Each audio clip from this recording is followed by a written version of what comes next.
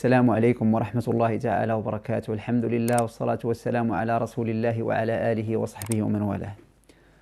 أما بعد، أيها الأحبة الكرام، أسعد الله أوقاتكم في هذه الأمسية الطيبة المباركة على ضفاف قناة بصائر إيمانية. أسأل الله تبارك وتعالى أن يجعل العمل خالصا لوجهه الكريم. وبعد، موضوع هذه الحلقة حول سؤال واحد، سؤال فقهي له علاقة بالصلاة. سألني إياه عدد من الإخوة والأخوات، فقالوا: هل يجوز للمسلم أن يغمض عينيه أثناء الصلاة؟ هل يجوز إغماض العينين أثناء الصلاة؟ وهل حقيقة أن من أغمض عينيه أثناء الصلاة فقد شابه اليهود؟ هذا هو محور هذه الحلقة، وسنجيب عنه إن شاء الله تعالى بشكل دقيق ومختصر حتى تعم الفائدة. معاشر الإخوة والأخوات، الإمام أحمد بن حنبل رحمه الله تعالى ذكر في فقهه وفي مذهبه الحنبلي على أن من أغمض عينيه في صلاته فهو قد شابه اليهود في عبادتهم، لأنهم في عبادتهم وصلاتهم كانوا يغمضون أعينهم. فهذه علة الإمام أحمد في كراهية هذا الفعل. لكن هل هي عينها نفس الكراهية عندنا في المذهب ديالنا؟ لا، عندنا شيء آخر. في المذهب المالكي نص أهل المدونة سواء في الدواوين الكبرى أو المختصرات كابن عاشر على أن هذا الفعل هو مكروه ليس بجائز. علاش؟ لأنه لم ترد به السنة.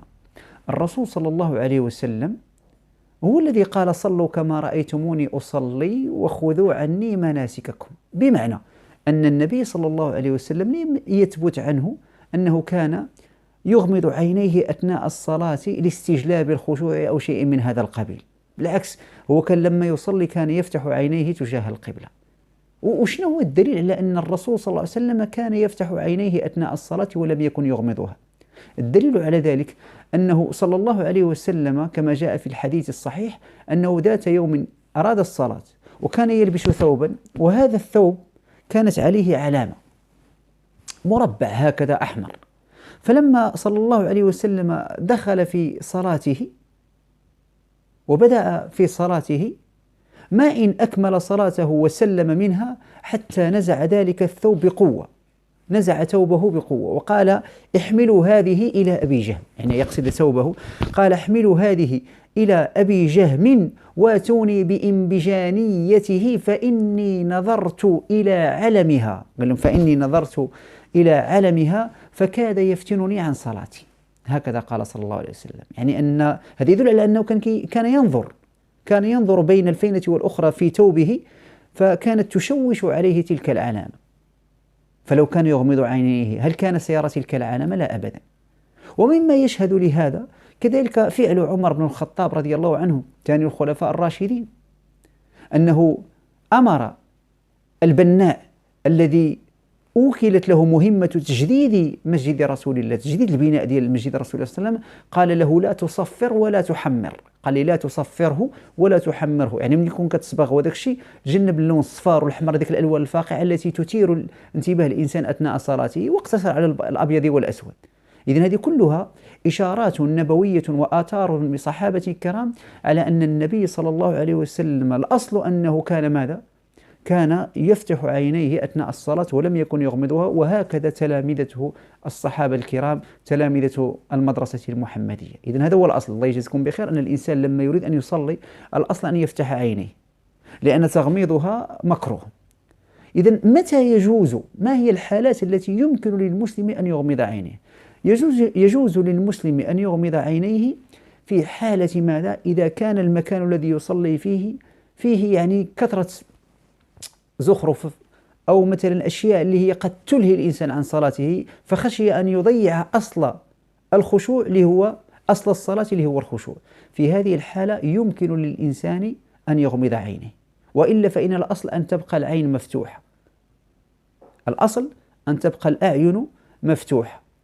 أما أن الإنسان يغمض عينيه لاستجلاب شيء بحالش مثلا، باش نوضح، كاين بعض الناس مثلا يشرعون من عندهم، من خلال أذواقهم، من خلال يعني شهوته، من خلال لذته. تقول لك: أنا لما يعني أغمض عيني في الصلاة أجد لذة، أجد متعة، أجد كذا.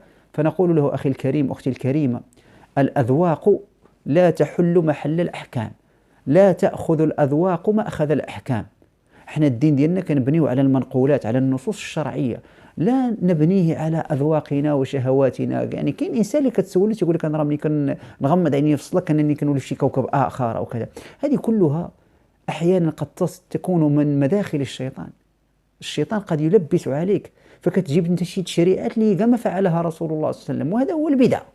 فالإنسان لا يزيد في الدين، افعل ما فعله رسول الله صلى الله عليه وسلم. وكلنا لا يخفى عليه هذوك الثلاثة اللي جو المدينة وأرادوا أن يعبدوا الله أكثر من رسول الله، فقال أحدهم أنا أصلي ولا أنام، الآخر قال أنا أصوم ولا أفطر، الآخر قال أما أنا فلا أتزوج النساء. فالنبي صلى الله عليه وسلم استدعاهم وقال من رغب عن سنتي فليس مني. يعني كيف قال لهم أما إني لأخشاكم لله وأتقاكم. ما كاينش واحد أكثر عبادة من رسول الله. قال أما إني لأخشاكم لله وأتقاكم لكني أصلي وأنام وأصوم وأفطر وأتزوج النساء، فمن رغب عن سنتي فليس مني. فالأصل والأسلم والأحوط أن الإنسان لا يزيد من عنده، لأنك تدخل في إطار البدع، في إطار المحدثات، وكل بدعة ضلالة وكل ضلالة في النار. ولذلك الإنسان اللي يشرع من عنده من خلال يعني وجده وذوقه ولذته وهذه الأشياء قد توصله إلى أمور ليست من الشرع، كما نراه في زماننا من شطحات ورقصات وقفزات، أمور يعني ما أنزل الله بها من سلطان، حتى صار بعضهم أضحوكة لدى الشباب، ولو كيديروا بهم دي جي والأمور اللي هي يعني ليست يعني من. ولذلك الله يجزيكم بخير، التشريع قال الله وقال الرسول. أما ما يأتي من الوجد وما يأتي من الكشف وما يأتي من العلم اللدني وما يأتي من الأذواق ديال الناس والتخيلات والأوهام، هذا ليس بتشريع بتاتا. فنقتصر على ما جاء عن رسول الله وصحابة رسول الله، لأنه هو الذي قال عليكم بسنتي وسنة الخلفاء الراشدين المهديين من بعد عضوا عليها بالنواجذ وإياكم ومحدثات الأمور فإن كل محدثة بدعة وكل بدعة ضلالة وكل ضلالة في النار. إذن خلاصة الكلام، الأصل أن الإنسان يفتح عينيه في الصلاة ويتوجه بهما تجاه القبلة، وإذا أراد أن يغمضهما فإنما يغمضهما لحاجة واحدة، إذا كانت هناك أمور تشوش أثناء صلاته وأمامه فيمكن له ذلك، غير ذلك فإن الأمر لا يجوز، لأنه يدخل في ماذا؟ في أمور ليست من شرعنا ولم يفعلها الحبيب صلى الله عليه وسلم. أسأل الله سبحانه وتعالى أن تكون المعلومة قد وصلت.